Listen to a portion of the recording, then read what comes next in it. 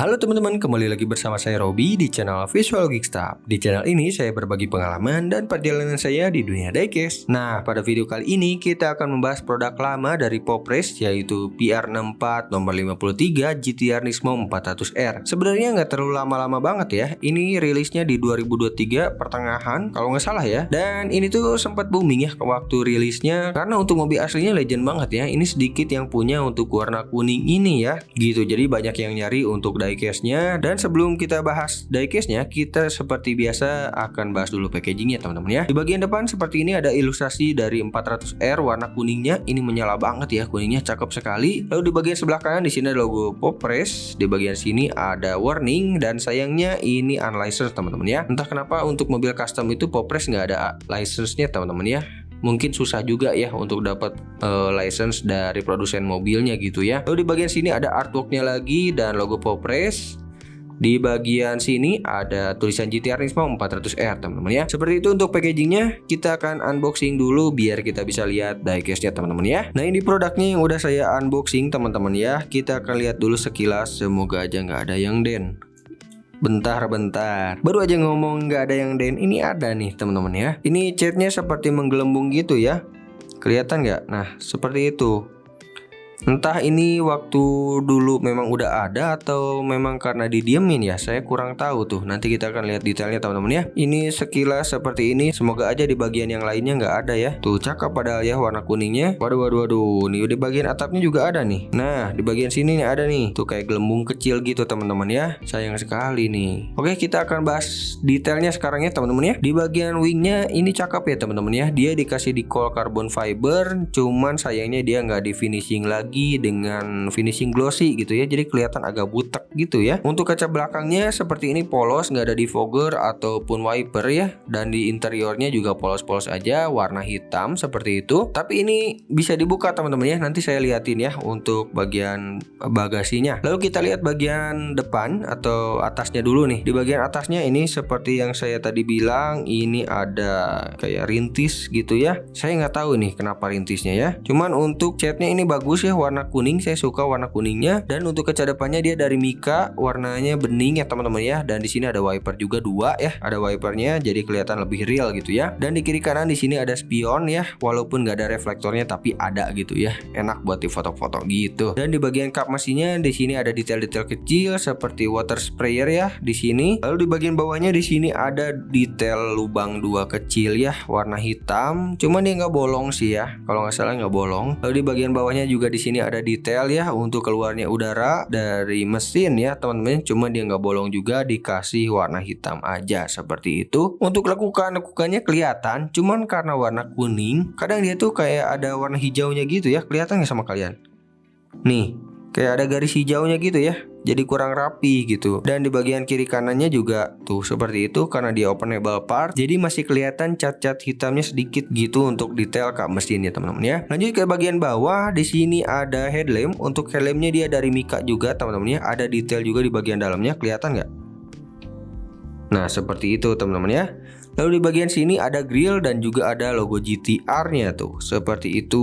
Walaupun kecil ya logo GTR-nya. Lalu di bagian bawah di sini ada plat nomor dengan tulisan Nismo. Ini plastik teman-teman ya untuk plat nomornya. Dan di bagian bawah di sini ada warna hitam lagi untuk air intake, cuman dia nggak bolong juga. Lalu di bagian bawah di sini ada intercooler warna silver, ada teksturnya juga tuh teman-teman ya, cakep. Lalu di kiri kanan di sini ada air intake juga, lumayan dalam bolongnya teman-teman ya, seperti itu. Lalu di bagian sini juga ada lampu warna oranye teman-teman ya. Dan di bagian bawahnya di sini ada sirip-sirip lagi tuh, seperti itu. Untuk klipsnya ini menyatu dengan body teman-teman ya, seperti itu untuk bagian depannya. Dan ini bisa dibuka teman-teman ya. Untuk kap mesinnya saya liatin. Nah untuk Popress ini enaknya mudah sekali untuk membukanya ya, gak perlu effort gitu ya, kayak brand sebelah gitu perlu effort banget kalau buat buka-buka tuh. Di bagian sini ada detail mesinnya seperti ini. Di sini ada detail Stuttgart, ada detail mesinnya, walaupun gak terlalu detail-detail amat tapi bagus lah ya. Nah ini untuk mekanisme pembukanya juga gak terlalu gede, tiang-tiangnya saya suka ya, jadi enak gitu kalau di foto, dia gak terlalu ganggu gitu ya untuk mekanisme pembukanya. Seperti itu teman-teman ya untuk bagian depan depannya. Nah untuk bagian sampingnya seperti ini teman-teman ya, dia nggak neko-neko, dia nggak banyak decol. Di sini hanya ada satu decol dengan garis ya sampai depan. Cakep sekali. Untuk perpaduan velgnya juga cakep ya teman-teman ya. Kita akan lihat dulu bagian sebelah sini. Di sini untuk bagian wingnya ada tulisan Nismo ya. Lalu di bagian bawahnya di sini ada decol strip dengan tulisan 400R warna abu. Lalu di bagian sini juga ada tutup tangki untuk pengisian bahan bakarnya. Dan untuk velgnya di sini palang 5 warna putih teman-teman ya. Ada detailnya juga. Bisa kita lihat seperti itu detailnya. Cakep ya. Di depannya juga sama. Lalu di sini juga ada handle pintunya teman-teman ya. Dicetak lumayan jelas. Dan untuk spionnya seperti ini teman-teman ya. Tuh nggak ada reflektornya untuk spionnya seperti itu. Dan di bawah spionnya di sini ada decol kecil ya. Tulisan Nismo. Kelihatan nggak nih? Saya sih nggak kelihatan ya, cuman di situ ada decol kecil ya, lumayan lah ya. Di sini juga ada lampu dan untuk side skirtnya dia menyatu dengan body seperti itu teman-teman ya. Untuk bagian samping kirinya. Nah sekarang kita akan bahas bagian belakangnya teman-teman ya. Saya suka banget untuk bagian belakang GT-R itu, entah kenapa timeless aja gitu ya. Apalagi dengan lampu rem yang membulat ini khas banget GT-R ya. Nah untuk si Popress ini dia pakai lampu belakang yang Mika teman-teman ya. Seperti itu warna merah dan di tengahnya ada warna hitam, kelihatan nggak? Detailnya seperti itu. Lalu di bagian sebelah sini ada lampu juga warna merah dan ini hanya decol ya teman-teman ya, bukan cetakan. Di sini ada logo Nissan, di sini ada GT-R tuh teman-teman. Seperti itu, ini decol semua nih 3123 ya. Dan untuk bempernya ini cakep sekali untuk 400R ini saya suka ya teman-teman ya, nggak lebay gitu ya untuk bempernya. Lalu juga di bagian plat nomornya di sini ada logo Nismo teman-teman ya seperti itu. Untuk exhaustnya di sini terpisah warna silver dan dikasih detail warna hitam untuk memberi kesan dia bolong ya teman-teman ya. Nah untuk bagian sebelah sininya sih sama ya dengan bagian sebelah kanan. Minusnya dia nggak ada tangki pengisian bahan bakarnya ya. Tutup tangkinya di sini nggak ada gitu ya. Cuman sayangnya ini tuh aduh ada cat yang menggelembung. Saya nggak tahu ya. Ini memang dari pabrikannya atau memang den karena lama nggak dibuka. Saya nggak tahu tuh ya. Sayang sekali ya teman-temannya. Cuman mau gimana lagi gitu ya. Seperti itu teman-teman ya. Di bagian samping kirinya sama dengan yang samping kanan. Jadi kita akan lihat bagian base-nya teman-teman ya. Untuk bagian base-nya seperti ini, lumayan detail. Di sini ada logo Popress ya teman-teman ya. Tuh seperti itu. Lalu di sini exhaustnya tuh kelihatan terpisah ya teman-teman ya. Dan di bagian sebelah sini juga disediakan baut plus ya teman-teman ya, biar kita mudah membuka bannya kalau kita mau ganti-ganti ban atau velg ya. Seperti itu teman-teman ya untuk bagian base-nya. Seperti biasa kita akan tes rolling dulu teman-teman ya. Tuh kalau Popress rolling sih ya biasanya tuh normal lancar rollingnya. Kalau kita cepetin gimana?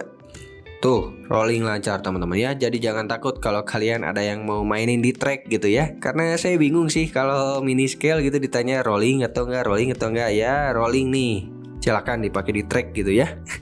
Gitu teman-teman ya. Jadi kesimpulannya gimana untuk Popress GT-R Nismo 400R ini? Kalau kalian suka silakan beli ya teman-teman ya. Karena harga sekarang itu lagi turun kalau nggak salah ya di 220.000 dan itu baru teman-teman ya. Jadi nggak jauh beda dengan harga PO. Terus juga kalian dapat fitur openable part seperti ini ya. Tuh bisa dibuka bagasinya dan juga untuk kap mesinnya bisa dibuka juga. Lumayan detail juga untuk mesinnya. Seperti itu. Menurut saya sih worth it di harga 220.000 ya teman-teman ya.